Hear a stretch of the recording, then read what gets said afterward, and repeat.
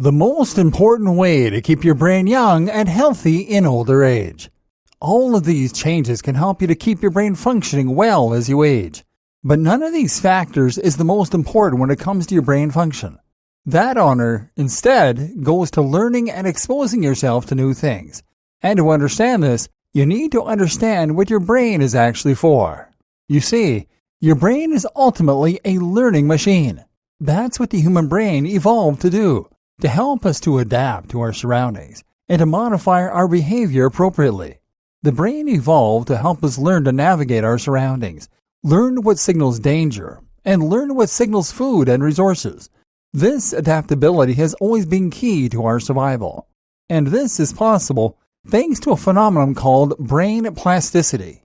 Brain plasticity describes the ability of the brain to respond to stimulus by growing new connections and even birthing new neurons.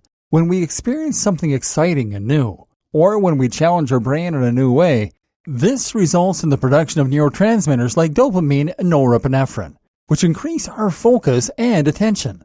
At the same time, BDNF, brain-derived neurotrophic factor, and nerve growth factor also increase, two neurotransmitters that are keenly important for plasticity and the creation of new neural connections. But if you stop providing your brain with these new challenges and these new stimuli, then you also stop the brain from producing those hormones and neurotransmitters, and it gradually does this less and less. This is when the brain stops growing and starts deteriorating. So why can't you teach an old dog new tricks? Simple. Because as we age, we start to challenge ourselves with less and less that's new. A child's brain is incredibly plastic because it is learning to walk, to talk, to write, to play, and more.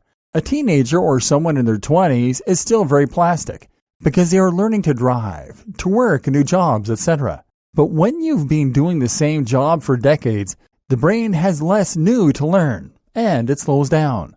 And this gets much worse if your joints become damaged, or if you get arthritis.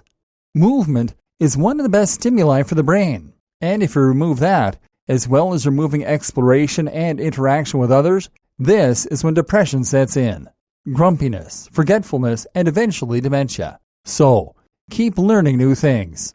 Keep challenging yourself to learn languages, skills, programming languages. Keep meeting new people. Keep going to new places. And keep working towards goals. Remember, it is never too late to be what you always wanted to be.